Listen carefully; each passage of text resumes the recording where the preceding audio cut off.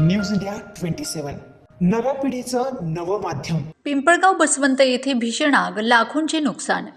पिंपळगाव बसवंत येथील बाबा मंगल कार्यालयाजवळील एका बांबूच्या दुकानासह इतर अनेक दुकानांना भीषण आग लागली।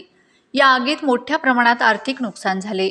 सकाळी सुमारे 11 वाजता ही आग लागली असून शॉर्ट सर्किटमुळे आग लागल्याचा प्राथमिक अंदाज आहे।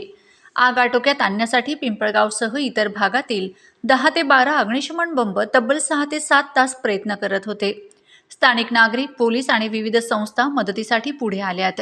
सुदैवाने कोणतीही जीवितहानी झाली नाही, पण अनेक दुकानं आणि पत्र्याच्या शेड जळून खाक झाल्यात।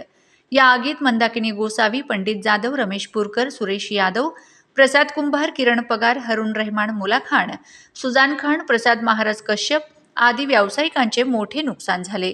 या घटनेची नोंद पिंपळगाव बसवंत पोलीस ठाण्यात करण्यात आली असून पुढील तपास सुरू आहे।